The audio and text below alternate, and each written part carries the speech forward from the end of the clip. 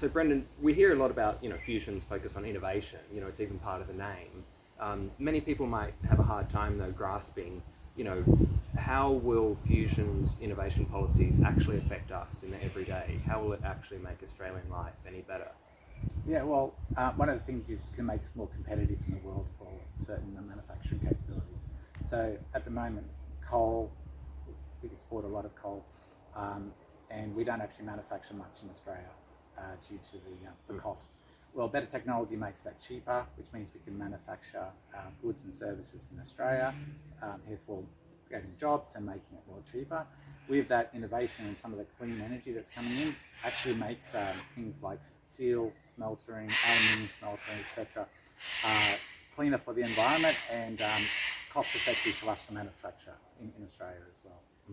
I guess, technology can really be a cross-cutting aspect of society at large. I guess, not just the services that, we consume, but, when we're going about our jobs, technology can make it easier. I guess as well, some people would think about, getting replaced by robots, for instance. One of the notable examples of this in history was the Luddites. Back when, there used to be these artisanal weavers. If you wanted any sort of intricate patterns on your clothes, you would need a skilled artisan to make this for you, versus the jacquard loom replaced these people. And so, you can have a template of a very complicated pattern, and you had the punch cards. You shove the punch cards through the machine and it churns out this, intricate pattern. These people, they were throwing the sabot, the sort of clog shoes. They were tossing them in the machine, jamming up the machine, and that's how we get the word sabotage, throwing the sabots in. These people were, they had the pitchforks and everything. They were furious that, their jobs were being replaced. But, we can think as well of the horse-drawn carriages, or that sort of thing. When do people ever shed a tear about the poor saddle makers who are out of a job now? These vehicles that used to, put manure all over the streets, there'd be injuries from people falling off their horses. People now talk about getting replaced by robots as though this will be terrible, but I guess, we could look at it as though it's liberating. Well, technology is a great equaliser. So with the example of the loom, it obviously meant everyone could have access to the same sort of clothes, exactly right, at a reasonable cost, which means everyone becomes equal, right? Same thing with mobile phone technology. Before, back in my day, we didn't have mobile phones, and it was very, very hard to keep in touch with loved ones. If we had to travel long distances, because Australia's a big country, you never knew what happened to your loved one when they were travelling across the country until they either wrote you a letter or they managed to get to a payphone or something that was available. Nowadays, we can just call each other on the mobile phone, and that's in the hands of children, it's in the hands of adults, which means they can keep in touch with each other. They can know if the people arrive safely at the destination, and also they've got basically with mobile phone technology now, you've got a supercomputer in your pocket. You can keep touch with the internet. You can get in touch with your work if you want to. You can touch with your friends and buy tickets, and use your Opal card to scan. So your phone has now become an accessible piece of technology that's equalised everyone to the same level. Now, obviously, you can get more expensive phones and more expensive features, but now almost everyone can afford a mobile phone, and hence everyone can now enjoy the fruits of that later. Yeah. Actually, it's interesting. Many people in the Fusion Party have a technological background. You're running in the seat of Berowra. Not everyone's quite familiar. Can you tell us a bit more about your background? Yeah, sure. I'm a systems engineer, and this is my 6th election. I've run previously in the seat of Berowra for the Science Party, where I focused more on science and technology. And as part of Fusion in the later elections, where we concentrated on technology and science, education, affordable cost of living, and also climate emergency. Yeah. Actually, it's housing has become increasingly relevant these last few years. I guess it's worth mentioning as well that our housing policy even features some technological elements. Yes. Like the open source real estate site. Yeah. Yeah, so one of the things is for housing affordability is, especially for renters who are trying to find accommodation, is they have to try to go through their real estate agents. They can't actually find the proper information on the website. Often they apply for it and then they find out the place has got something that means that they're not suitable for that place. But only after they've made the effort to go through all the applications and things. And so what we want to do is actually make that an open source, regulated environment so that everyone can publish the listings on the page. And that way, everyone can have access to the same information without kind of paywalls or real estate agents hiding certain information from tenants, like bad environments or something like that, noisy environments where the tenant hasn't been told beforehand, and make sure that information is all publicly available at a low cost. Well, you see as well, like this is a fundamental aspect of our society, being able to find a place to live. That's right. And the fact that, this market, finding a place to live, the fact that this website, this market exists as, private corporations, it's a total misalignment. I mean, you see, in our housing policy, actually, we gave the example of RealPage in the US. So they had pretty much a monopoly on real estate data in, I think, most American cities. And then they updated the way that they do their pricing. So they started saying that prices in this particular city were basically 14% more expensive suddenly. And so since they had this monopoly, all these landlords see this market, oh shit, I better keep up with the market. I better raise my prices 14% to keep up with it. That's right. And so, it seems like such a clear example of something the government should be involved in. We want governments that ensure the smooth operation of society. And one of the things I'd like to also see is the fact that the payment facilities for rent has to have a free from fee payment method. Yeah. There's a lot of unscrupulous real estate agents now that are forcing people to actually pay via a certain provider, and it hits you with a compulsory fee on charge of your rent, which means if you want to pay, well, it's the rent plus the surcharge, which you can't avoid for some real estate agents. And so we want to make sure that there's always a free from fee level way of paying for your rent. Yeah. Actually, I guess we should clarify as well. So on the open source real estate listing site that we were proposing, I think we touched on it a bit, but it's going to include tenant reviews of the landlord and the property, so that as well, like when tenants are looking for a new place to stay, there's like the real estate agents, they have this black list of don't let to this person.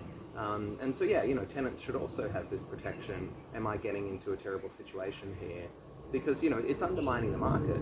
It's a market failure where, transactions which could happen, I might choose to rent out this place, but I'm fearful because there's just this lack of information. I don't have sufficient clarity about these people. You see as well, they force the tenants to get a background check. You have to prove that you're not a criminal to live there. But, think of it. You're asleep in the bedroom at night. This person has keys to your home. You don't know their criminal background. So, that's one of the things we're proposing as well. Like, the criminal background check on the landlords or, the real estate agents, anyone who has a key to your home, you need to know their history too. Absolutely. Yeah. It's, although I guess as well, in our housing policy, it's not just, how do we... Oh, do you... I'll re-record that bit. So in our housing policy, it's not just, how do we punish landlords? I should also clarify that, there's some stuff about like, instead of all investments going towards speculating on real estate, we're redirecting some investments into city building, into clean energy. So there was the Livret A. So for people who are unfamiliar, in France, there's this government bond, the Livret A, and it's hugely popular. 80% of French people have one of these. It's capped at 29,000 euros. The money gets directed towards social housing, loans to French companies. So we were proposing in Fusion's housing policy that we spend the money, we invest it in public housing, loans to Australian companies, city building, high-speed rail. And so, so many of the people currently throwing their money into investment properties, and people being a sort of laissez-faire landlord, I think many of these people would much prefer to invest in high-speed rail, for instance. Yeah. Well, high-speed rail is one of the things that the government's been talking about for years but never done. And it'd be really, really good to actually connect, like, Brisbane with Queensland and... Oh, well, I mean, Queensland's a big place. It would be good to connect Brisbane with the rest of Queensland. Yeah. Oh, God. But connecting that, we actually specified as part of our Science Party policy back then with our Charter Cities policy. To create a new city somewhere around about Canberra in the area, and then build high-speed rail through from the north to the South Australia, right? And that way you would cut down on, emissions, potentially make it for freight as well, so that you would actually have passenger and freight, which would reduce some trucks off the road, but it would also speed up the connectivity of people without having to fly. Hopefully cheaper as well. Well, actually, it's if you can connect to cities more easily, and as well, our housing policy, it's aimed at shifting, reducing all the tax incentives from owning a home, leveling the playing field more so that it's more appealing to rent. So we see in Germany and Switzerland, for instance, 50% of people rent, versus in Australia it's only 30%. And in Australia we have this view that renting means you must sort of be the second-class oppressed citizen, versus nobody would look at Germany and Switzerland and say these people are oppressed. It's if you can get to 50% renting, then renters have more rights. And so, there's this virtuous cycle where as we make renting more appealing, they have more political power, they can create more rights. And so, that's why I say it's a virtuous cycle. And so one of the benefits of renting is that we can move easily. So like if, Brisbane, for instance, if Brisbane starts to become like an innovation hub, if it's connected by high-speed rail, if tenants around Australia can more easily move to Brisbane, then we can quickly have this economic dynamism return to Australia. Many people lament that manufacturing has been declining in Australia, and I guess we have to be able to quickly respond to economic trends if we're going to recapture this value. I think you were mentioning before something about the global chip manufacturing. So one of the issues during COVID, or around that COVID time, was they had a supply chain issues with power electronics. And power electronics is basically the chips that go inside your electric vehicles, your inverters, anything that's got a power electronics, like the washing machine, microwaves, anything. They're used commonly everywhere, but you don't need high sophisticated fabs, right? Which is one of the things that people always say, that you cannot compete with, say, TSMC and Taiwan, etc. But silicon, they usually use silicon carbide, right? And they're high temperature things, right? That's one of the things that don't melt and things. So one of the things that we could do in Australia is we can actually build our own fabs, which means we don't have to compete necessarily with the very, very expensive fab cost for the really cutting edge ones. But we can make these power electronics, which are basically everything. And we could then compete with the world to fill those supply chain gaps, right? And that would bring back our manufacturing, bring back our scientists, and also reduce some of our current account deficits and things like that. It's interesting, like the Labor Party, for instance, they talk about, making things in Australia, but I don't get the impression it's ever high tech. They love hanging out at, like places making sheet metal for cars, for instance. We've got to keep up in the forefront. And I guess, like AI is now the latest thing. And I don't see much happening in the AI space in Australia. No, it doesn't seem to be. We don't have our own large language model owned by the government or anything like that. Europe's got something. The United States obviously got something. China's got. There's lots of interest around the world in having your own foundational models, and we don't have anything in Australia. It's a sovereign risk, isn't it? If we're completely dependent on getting our intelligence from overseas, where they're not necessarily malicious, but they just don't have the same incentive structures as if the Australian government funded a benevolent AI for use by Australian citizens, that's inherently going to have different incentives to, say, Google. Yeah, exactly. And so if it'd be trained on Australian data as well, right? So Australian conditions, and useful for Australians. and we really need to focus on AI because that's the future. So there's a paper just come out a couple of days ago, maybe last week, which is called AI-2027, and it's basically an idea of when we see that a transformational of industry and society would happen around about 2027 with the rise of AI. So we want to be part of that, otherwise going to be left behind and all dependent on digging things out of the ground. Digging things out of the ground or on foreign countries. Oh, yeah. Right? China's got this wonderful new policy where they've actually made it compulsory for children to have certain AI knowledge built into their schooling. And we don't have that. We've still got people in Australia which are basically trying to persuade children that not to use AI. Well, you still see, some of the doomers. There's a growing argument about how we should, have like mandatory guardrails for AI. That basically we should lock it down because it's too dangerous to trust. Yeah. What do you feel about this? Just definitely disagree with the guardrails. I think an AI Safety Institute is definitely important because there are a lot of concerns with AI safety. It can be misused. It's a tool at the moment. A lot of doomers talk about runaway AI, which it's a possibility, but at the moment the real worry is how it's going to be used maliciously by people, all right, against other people, against governments, against everything else. So obviously an AI Safety Institute is very, very important to have a well-considered, studied and informed decision on what we do and how we train AIs and how we use them. Mandatory guardrails are a terrible idea because there was a California bill which was thankfully toned down, where they're actually trying to limit the amount of compute. Oh, okay. Because only very smart AIs could be sufficiently malicious. Well, that's what they were claiming, right? So when it gets to a certain level of compute, then it can become really dangerous, right? The issue is it doesn't really tell us how smart a model is or how dangerous a model is. It just says how much compute was used to train it. It is an indicator.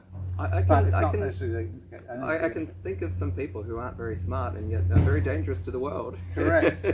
And so mandatory guardrails is always a dangerous thing because basically you're saying we're going to put this rule on with no exceptions, and that's terrible. All guardrails, if they're going to be put on, and they do need some, have to be done in such a way that they are done by informed policy and not fear-mongering. Also, and this goes into the other concern of open source, what we do need is more open source models. That means they're not in control of a corporation or a government, and they can be used by people. And because it's open source, people can collaborate on it as well. Absolutely. Yeah. That's because it's open source, right? Everyone can see the source, everyone can see how it's trained, and everyone can contribute to it, assuming you've got the amount of compute, right? But you can still see what actually went into it. Because a lot of the corporations' models, they're actually behind closed doors, and you just have to trust them, which is not a very good place to be. So I'd like to see more open source collaboration so that all the world scientists and general people can come in and all contribute, making the models aligned to human values and to make them safer. Yeah, actually, it reminds me. I guess we spoke before about like the open source real estate side, and I guess the Australian government has ignored innovation for so long that it can be easy to overlook. But our online life, it evolves so quickly. Over like the last 20 years. We see all these innovations taking place that make our online lives easier, and yet, our geographical governments, the Australian government, they only still stay focused on, like roads, hospitals and things. There's so much scope for them to improve our lives thanks to software, and they just don't pursue it. Yeah, that's right. I've thought previously about the notion of if we can consider like a Venn diagram of let's say like human needs is like one circle, and then we can say that the market satisfies some of the needs, and then the government satisfies some of the needs, and I guess where they overlap, so like electricity, water, sometimes they're nationalized, sometimes they're not, and this fulfills human needs. The market can also offer alternative cryptocurrencies, just junk food. The government can offer things that people don't satisfy people, like prisons, for instance, especially if you're wrongly convicted, especially if you're convicted for being a whistleblower. If you blow the whistle on war crimes, You know, the war criminals don't go to jail, the whistleblowers go to jail. That's right, which is absolutely terrible. And that's why one of the things that we would like to talk about is to make sure open information on things like whistleblowers and or information in general. Right? Want to have it published, want to have it clear and open, and none of these behind closed doors, kangaroo courts, prosecuting whistleblowers, because whistleblowers are there for a reason, to expose corruption and criminal activity, and if you're hiding that sort of stuff, then it means you're trying to hide that criminal activity. You're not trying to stop it. I'll just finish the point about the Venn diagram. Sorry, the last part was so the human needs.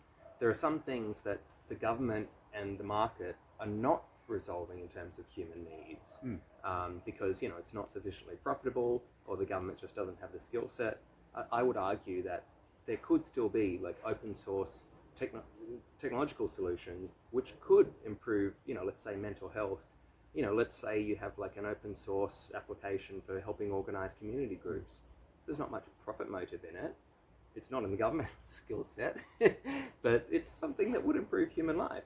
Yeah, so open source is one of the big things of our party, because it actually allows this sort of innovation to proceed without the idea of financial gain. And why that's good is because that doesn't mean it's free always, but it means they don't expect financial gain. And the reason that's important is because not all goods and services that are produced for the community is ever released, right? Because it may not generate enough of a profit. So they generally release something that's a little bit worse, so they can on-charge extra fees to make it better. Where open source fills in all the gaps, and like the Linux operating system. Linux operating system is basically free. There are commercial versions of it, but you can get it for free. Now, what's that cool for? Well, actually, the Linux operating system's in every Android mobile phone, right? We love the internet. Exactly, right? The whole internet pretty much is based on Linux. And there are obviously paid versions of that, but everyone can grab pretty much that. And the best thing about the open source thing is that everyone can contribute. If you've got enough skill, you can actually go in, contribute to it, and get changes made. Especially if you find that it doesn't fit your use. Maybe you've got an obscure language that most people don't support. You could, even without much technology or much coding experience, you could go in and you could actually add language translations for some of the Linux commands. And that way, you're actually contributing to it. You're actually now allowing anyone else that speaks your language that may not necessarily be supported into that product, right? Where a corporation probably would never do it, because guess what? There's not enough market. Well, yeah, it's so time consuming, exactly, and does it actually result in more sales? Yeah, exactly. I remember just now seeing a proposal to have the Aboriginal flag incorporated. You see all the Unicode symbols. They have, the Australian flag, for instance. At the time, the proposal to get the Aboriginal flag into Unicode, it got denied because of copyright. But this was, I guess, before. Was it during the recent Labor government that they bought the rights to the Aboriginal flag? I think so. Yeah. So I guess theoretically that proposal could get up again. Yeah. Anyway, but no, actually that is a worthwhile cause. But I was going to bring up as well, I guess, in terms of the technology benefiting our lives, I guess, it can fundamentally lower the cost of living. And, many people are worried about, we mentioned before, AI stealing jobs. But then, Fusion isn't being completely reckless in this. We are, we do have solutions for how this is going to get resolved once people's jobs start getting taken. Yeah, universal basic income. So the idea of universal basic income is to basically provide a base level of money so that you can actually pay for your a basic life. Yeah. Basic life. Yeah. So food, housing, transport, etc. Right. And then of course there's value add stuff you need on top of that if you want to go and buy the luxury goods and things like that. But your base needs are met. And this is important because what you can do is you can get rid of all the subsidies and payments that are paid out by government today as part of social security. Well, yeah, you see, etc. there's the pension, there's job seeker. You have to have all these excuses for getting enough money to live, and sometimes it's not quite enough money to live. No, if we cut out all the bureaucrats approving the forms, if we just gave everybody enough money to live, then it would greatly reduce all this red tape. It would reduce the debt traps as well. Yeah, Sometimes like if getting a job, if you're not being paid too much, if getting this small amount of money means you lose all your welfare benefits, then do I want to work? Do I want to go from 0 to 40 hours of work for not much extra benefit?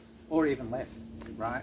So some of those jobs, when you lose your social security, you actually lose your healthcare card, you lose your concession card, etc. So you can actually be worse off by having a job than when you are a job seeker, right? Which means it doesn't incentivize people to try to find work.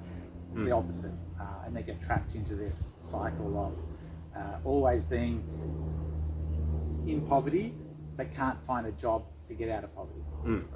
It's actually, I used to work at the casino dealing blackjack, and there was another person the same rank as me. I only worked there for 5 months, but there was someone the same rank as me who'd been there 5 years. And I asked, how come you aren't a supervisor? Oh, because then, I couldn't work casual rates anymore. I'd have to go to full-time, and that pays less. And I'm thinking, yeah, but, that's the next step in the ladder. You have to make it at some point, don't you? But I guess, not everybody has that sort of, the long-term outlook of, maybe she didn't have the same sort of safety nets that I had. I guess if I hit rock bottom, I could move back in with my parents. I guess, for many people, they don't have that opportunity. It's rough. Domestic violence, or, things like that. And that's where a lot of people have this problem where they can't get out of that environment. The immediate short-term things, So I guess it's worth noting as well that if you have the universal basic income, then if people say lose their jobs to AI, with this more dignified, safety net that they can fall back on, they have time to return to university, return to TAFE, pursue a totally different career. Something that maybe better aligns to their talents, better aligns to their ambitions in life. And it helps people to avoid the trap of always being worried that they're going to fail or it's not going to work out. Because once you've got a safety net behind you, you can go try new things. You can go and try this new job that you want to go for, but maybe you miss out. But what happens? You miss out. It's okay. You're not destitute because you've got the basic income to fall back on, right? Which means that you can now be a little bit more adventurous in your job hunting. You can study things more willingly. At the moment, there's a lot of people who really want to get their skills, but they're too busy working 2 or 3 jobs to try to make ends meet. They don't have time to study. They're ignoring the kids. If the kids can't get any supervision. So the basic income actually will support those people to help them to get that support that they need to be able to try to change the new job or to do the new education or to look after their children or their loved ones properly. Yeah, actually it's worth noting some of the UBI studies in Africa, they've showed that it increases entrepreneurialism. As we were saying, it gives people the safety net to try and potentially fail. That's right. In Australia, there's still unfortunately a lot of stigma. If you create a startup and it fails, I used to live in the US for 7 years. In the US, if you have a startup and it fails, startups often fail. This is a learning opportunity, good luck for next time. I mean, as Mark Cuban says, it doesn't matter how many failures you have, you only need one win. That's right. Versus in Australia, it's basically tall poppy syndrome. You wanted to create one of these Silicon Valley startups, you think you're better than us, and it failed. Okay, you got brought back down to earth, sort of thing. Yeah, and that's the type of behaviour you want to get rid of. Right? We want to have people trying bold new things because that's how innovation happens. Right? Well, yeah, it's I would love to see Australia return to a bigger embrace of innovation. I mean, we see, for instance, on our $50 note, David Uniapon, next to his mechanised shears he invented. We talked before about the CSRO. We really need to return to innovation, and even we see gambling being demonized in Australia. redirect the Australia's love of gambling, if we could redirect that to like startups, to entrepreneurialism, that would be a great way to go. Absolutely. Yeah. I guess as well in our housing policy, we mentioned that we would be reducing the tax favouritism for owning property. That money has to go somewhere. So we mentioned, what if you could invest in the Lever A in the city building? What if people could just invest in startups more easily as well? And then bring back manufacturing back to Australia? Yeah. It's actually one of the things we didn't touch upon in the housing policy is the notion, in the US and Australia, we have the notion of a sophisticated investor. I think in Australia it's called an accredited investor, I'm not quite sure. But the notion is basically you're rich enough that if you invest in something complicated like a startup, that a reasonable, you're not going to be devastated if it fails. And so this is why only rich people count as sophisticated investors. But in the US now, they're introducing an exam where you can, show that you have the knowledge, you understand how finance works, and so then you can become one of these investors. And so, wouldn't it seems like a no-brainer. We're including that in our housing policy, that if people want to study up, learn how finance works, then they too can invest in startups or whatever. So, fingers crossed we'll get to see more innovation in Australia. Yes, so one of the big problems with innovation in Australia was there was always enough funding to get your startup started, but never enough funding to get your startup into the final states of manufacturing or tooling. Right? So you get some government support, you get your startup established, you start to produce the product. When you go to mass manufacturing, where you need to actually tool up and actually start producing it, there's no funding for it. That's why often Australian companies go overseas to get those things produced. Yeah, it's interesting as well. If we think about like government grants, sometimes they come in. I'm much more in favour of, I guess, lifting the tide as opposed to like choosing individual boats that shall rise. Because I guess, to get a grant, obviously the company can't be too successful, otherwise why would the government bother with the grant? But also the company has to already exist. You see like ideas very rarely get funding. It has to be like a company that's doing, not too well, but well enough to not go broke yet. And so, like, remember when the government kept throwing money at Holden, trying to delay the inevitable. I don't think we didn't get a share in Holden, did we? We just throw money at it, keep these jobs going. You see the same thing happening now with salmon farming. These salmon farms in Tasmania, they're owned by foreign companies. They pay no tax in Australia, and the government throws money at them. They're bad for the environment in Tasmania. What benefit are we getting out of this? Same as that gas, right? It's crazy. If we could focus more on, like, let's just let the ideas develop naturally. The government is not good at picking winners in terms of companies. If the government can just focus on, like, how do we restructure society so these ideas just naturally develop, I think that's a better place to be in. But I guess the problem is if it's not as visible to the voters. I mean, when Labor, for instance, when they're focusing on, like, Labor's going to reduce the cost of living, see, for instance, we're going to take your taxes and give it back to you. And so now your energy's cheaper. So, I guess, for you and me, people are very politically engaged, we can see, like, wait, is it cheaper? You just gave me my own money back. Like, it's still as expensive as before. But, many people see, like, oh, $300 off my electricity.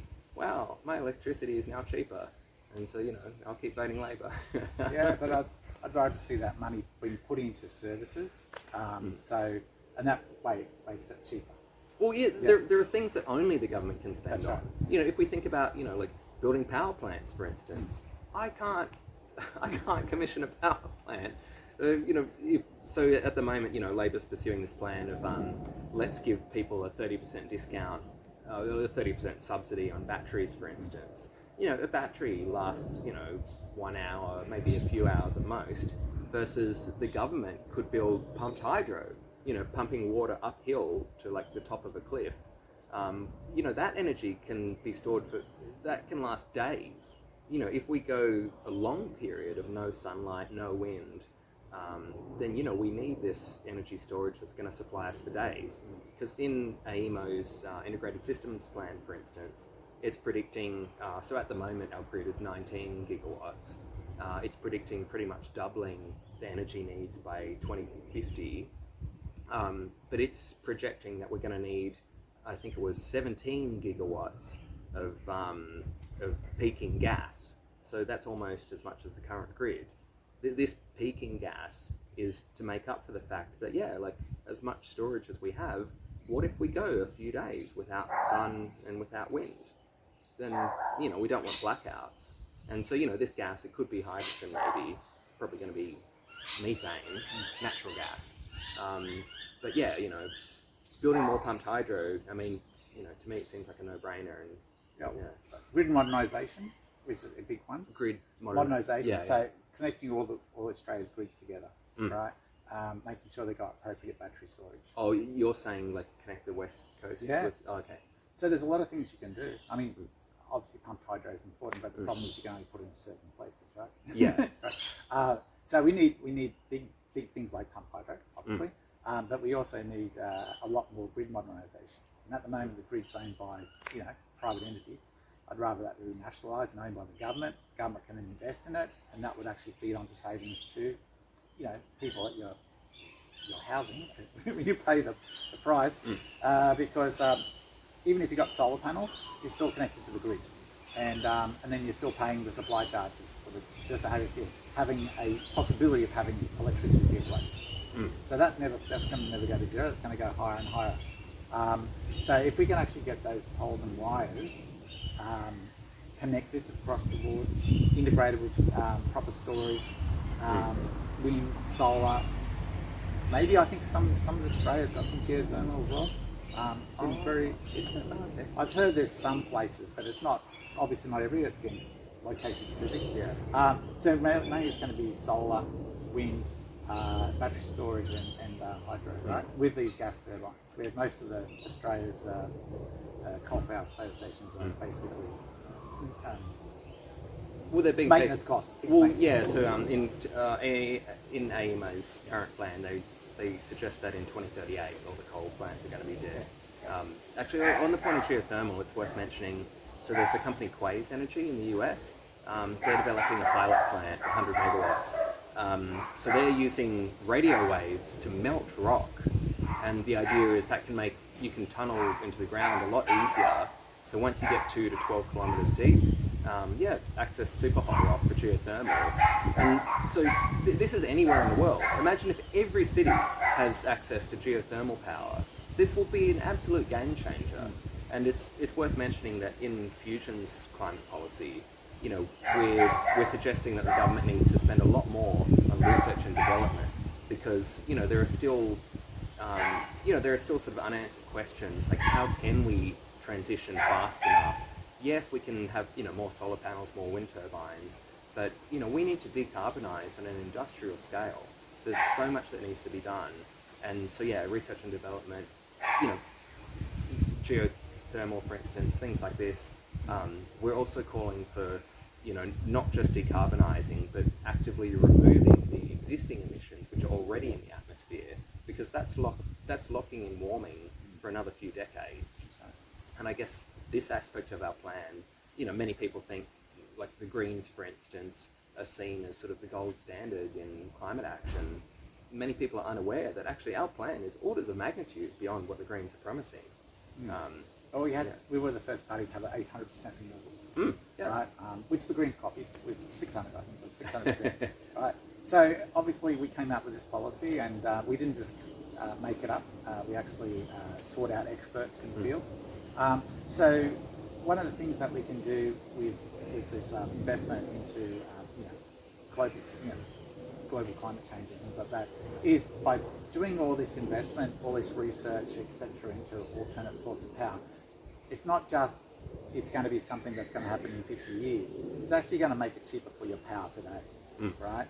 And also it removes our reliance on external sources, external sources of oil and gas and anything else. I mean, our ridiculous, I think the Liberal Party was talking about the potential of importing gas into Australia to power and stuff, right? So by transitioning to a renewable economy, we're going to make Australia's economic electricity much cheaper, right? And we're going to remove our dependence on foreign entities, right? Which means when you get these big shocks, pandemics, wars, etc., we don't have that reliance on other countries as much, and we're not going to be held in. At the moment, with our fuel example, we've only got I think it was 3 weeks of petrol in Australia. Oh, for reserves. Yeah, in reserves in Australia. So if we get blockaded, or there's a storm, or there's some bad thing that happens, all your cars and all your trucks will just stop in 3 weeks. So obviously that's a terrible thing. We need to remove that energy dependency. Going to renewables, electric vehicles, etc., hydrogen, hybrid, whatever. The sun's not going to stop shining for 3 weeks, is Exactly. it? We're in a nuclear winter. Exactly. So we can actually do that and renew, make countries more self-sufficient, and also bring down the prices of the petrol bowser, e.g. plugging into your home, paying cheap electricity, mostly when the sun's on, you pay nothing. What if we copied the Liberals' plan of scrapping the petrol pump tax? Well, the petrol pump tax won't save much money in the long run. I mean, it obviously is cut your fuel down, but I don't understand their policy and the fact that a long time ago they were going to bring in a slightly more expensive. It's going to be 1.5 cents a litre. They were going to raise diesel, the prices. on okay, diesel. yeah. And that was going to basically bring down the sulfur content of diesel, which means it wouldn't destroy the catalytic converters. It'll be much cleaner. And no one wanted to pay the 1.5 cents a litre. Okay. Right. Obviously, since that was floated, petrol prices and diesel prices are already skyrocketed, which means in the scheme of things it wouldn't have meant much at all. But it means by not having that low sulfur petrol, we're excluded from some of the world's markets, because a lot of the world's markets already only use low sulfur petrol, right? Which means that you're excluded from the market, which means your prices are more expensive anyway. Yeah, it's interesting. Yeah, so many people complain about how we're not getting enough money out of the gas companies. Yeah. And they say we could get cheaper methane, cheaper natural gas. I'm hesitant, with these arguments. Ultimately, should everybody be getting cheaper fossil fuels? I mean, I guess, as we said, fusion regards climate to be an emergency. We want to very quickly transition to a clean economy. So, we definitely want to increase the taxes collected from these gas companies. But I guess what sets us apart from the others is, they're promising, the cheaper gas versus, I guess we're focused on, let's get rid of gas. So, But we can do both, right? So by getting rid of gas for stoves, is like indoor stoves for houses and stuff like that, great idea. But still, some manufacturing still needs gas, right? But in Australia, if you want to bring manufacturing back to Australia, you need cheap forms of gas. We got enough gas in Australia. We produce so much of it, but it's all exported overseas, right? And why it's expensive is because we don't actually have a proper cap on the amount that can be exported, so that we don't hold any reserves for New South Wales, right? And creating a government force, cheaper gas for Australia because we control it. But the thing is, they're exporting it, and we get no money for it. We get very, very little royalties. That's the problem I see. Yeah. And so there's something to say that if you're going to destroy the environment, you need to get something from it, right, to make up for it, or to have some money to remediate all the gas wells that you've dug in the world. Right? So we export gas, and in 2016, 2017, we exported more gas than Qatar, and they were getting $30 billion in royalties for their gas, and we only got $900 million in royalties, where Qatar got $30 billion for the same amount. So that means we're being ripped off, absolutely. Well, our governments are betraying us. Exactly. They're not serving our interests. Right. Yeah. So not only do we have high gas prices for our manufacturers, right, to the point where they actually want to import gas into Australia to support local domestic consumption, but the gas that is exported, we're not getting almost no money for, right? And worse, we're paying those same companies subsidies, right? So we're getting absolutely rorted for the damage that we're doing to Australia, right? And we do need some gas from Australia, even if we got rid of all our housing requirement of gas, right? Because we do need it for industry at the moment, until we transition away to better technologies that can get rid of labour. So let's bring those royalties up, right?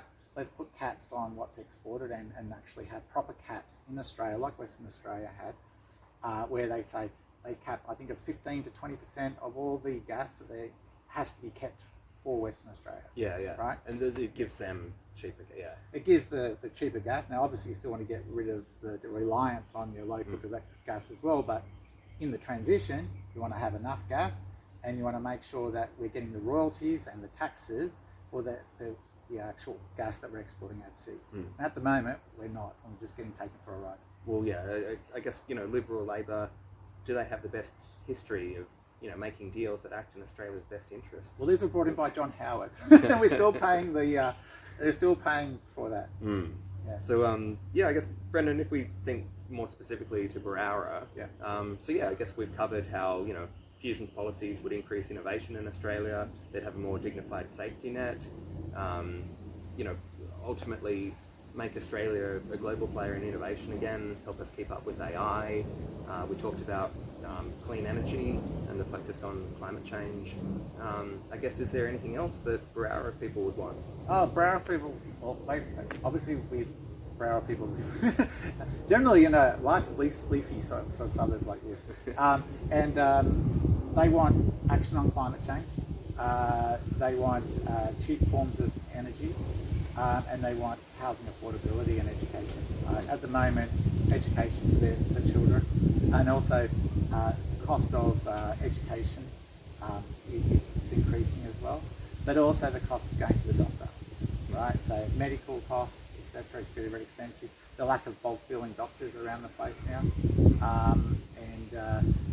I suppose what are the transport, fixing up the transport area in here as well. Supposed to be a new line road. It's been a big one with the residents around this area. Yeah. Okay, cool.